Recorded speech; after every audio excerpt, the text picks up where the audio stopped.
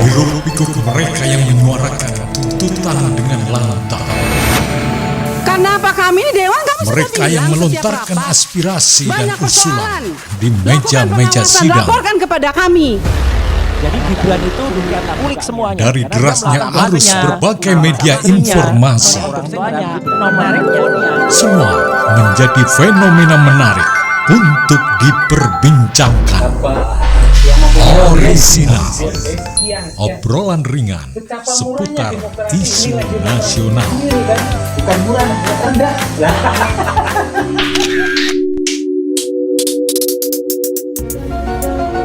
Satu perdebatan menarik tentang di mana kedudukan etika ketika kita berbicara tentang hukum. Kadang ada orang yang berdalih, ini sudah sesuai dengan hukum, sehingga apa yang diputuskan itu harus dijalankan dan itu legal. Tetapi orang yang berbicara tentang etika harusnya di atas hukum harus dipertimbangkan tentang sisi etika, sehingga apa yang menjadi keputusan ini menjadi sesuatu yang bisa diterima oleh semuanya. Hukum tidak mengalahkan etika. Terhadap apa sebetulnya yang menjadi keinginan mayoritas publik itu. Kadang-kadang kan itu dimanipulasi sedemikian rupa sehingga dianggap wah ini sebagian besar rakyat menghendaki begini Pak. Ya sini suara rakyat. Nah itu saya kadang-kadang manipulasi semacam itu kok bisa gitu loh. Bisa maksudnya bisa dalam artian kalau katakanlah kita dalam penalaran orang awam dengan sedikit membawa ya etika atau moral kan sebetulnya kita kok menyatakan sesuatu yang memang tidak begitu kondisinya. Kalau dulu Gus Dur ada yang menarik gitu. Ketika ditanya, ini kehendak rakyat, Gus Dur menanyakan, rakyat yang mana? Orang Muslim, Islam yang mana? Iya. Katakan sebut salah satu ormas yang mana? Iya. Ini karena Gus Dur kan punya kearifan dan punya Iya. logika berpikir yang lebihan ya. Contoh ini maksudnya keunikan Gus Dur. Memang menurut kita ya. Jadi dalam demokrasi itu kan sebenarnya tadi bentuk-bentuk kelicikan itu semacam tadi ada manipulasi, Iya. manipulasi sosial, manipulasi angka, manipulasi macam-macam yang terkait dengan itu. Nah, sebenarnya yang paling rawan itu ketika belum ada bukti secara alamiah, secara ilmiah, kemudian disampaikan oleh seorang pemimpin. Ini yang sangat berbahaya. Jadi artinya pemimpin ini menggunakan data apa? Ketika ingin menyampaikan bahwa ini adalah kehendak rakyat, itu data apa yang dilakukan? Iya. Bahkan ketika itu disampaikan, masyarakat bertanya-tanya, lakukan kemudian survei. Berarti ini. Nah, sebenarnya ada mekanisme untuk menentukan apakah ini dikehendaki rakyat atau tidak. Salah satunya tadi survei, kemudian mungkin penelitian apa, dan mungkin kalau itu hal-hal yang sangat urgent dan sangat dibutuhkan oleh negara, boleh jadi kita lakukan kemudian semacam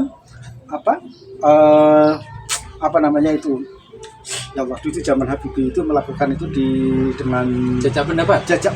bukan jajak pendapat, sampai ke referendum. Nah, itu sebenarnya kan untuk membuktikan sebenarnya apakah masyarakat itu menginginkan sesuatu hal untuk satu keputusan.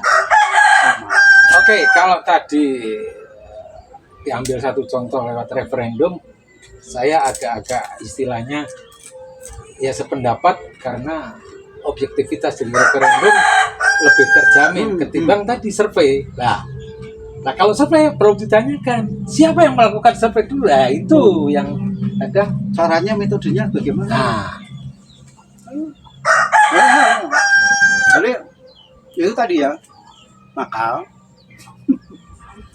kenapa dalam politik itu harus ada kekuatan oposisi dan kekuatan penyeimbang ya. penyeimbang. Itu kan sebenarnya dalam rangka itu. Jadi perdebatannya itu akan menimbulkan perdebatan yang tadi saya katakan. Penyeimbang itu bukan dalam rangka untuk menentang atau menjadi oposan yang kemudian memberontak kan tidak. Oposan itu dalam rangka untuk menguatkan atau membuat kualitas perdebatan itu menjadi Iya, saya setuju tadi dengan bagaimana mekanisme itu biar menjadi penguat, harusnya seperti itu, harus Gimana menjadi penguat, sehingga ya kembali harusnya yang dikedepankan itu wisdom ya, bagaimana kearifan untuk mengakomodir kemudian memformulasikannya agar ini sudah juga berdasarkan masukan dari itu. Apapun Pak Haji, baik itu masalah politik, masalah apapun, sebenarnya kunci utama kan pada etika itu lebih tinggi posisinya. ya harusnya gitu. Nah, kalau soal hukum itu kan sebenarnya standar fikih cara agama standar. Tapi etika atau moral atau Akhlaknya itu itu akan menjadi hal yang sangat penting di dalam kehidupan manusia. Nah, sehingga kalau kita melihat umpamanya banyak pemimpin, banyak itu yang tidak punya etika, itu tanda-tandanya kita akan hancur. Karena apa? Etika itu ini. Saya terjadi clash dengan jenengan. ya. Pas dalam hal apapun. Ketika saya tidak menghitung etika, dan sudah apapun yang akan saya lakukan saya lawan. Anda mengeluarkan 5, saya akan mengeluarkan 7. Saya mengeluarkan 7, Anda akan mengeluarkan 10. Terus, dan itu seperti orang perang. Kan itu sebenarnya tanpa etika. Tapi ketika saya ada perbedaan, ya ini penyelesaian demokrasinya itu sebenarnya seperti itu. Oh, Anda beda, saya memahami perbedaan karena Anda punya latar belakang gini, latar belakang itu, cara berpikir begini, saya bisa memahami perbedaan itu. Ini yang penting menurut saya. Dan etika itu harus kita jaga. Kita kan punya Pancasila, kita punya budaya, kita punya agama-agama yang luar biasa di kita itu. Tapi kadang-kadang kita susah menjadikan etika itu sebagai apa ya, sebagai simbol profan yang bisa kita jadikan landasan, bisa kita jadikan landasan hukum kan itu hukum ya, bisa jadikan gini. Jadi pemandu lah ya, Iya. pemandu kehidupan. Jadi kita tidak kurang dengan panduan-panduan norma-norma dengan berbagai macam norma.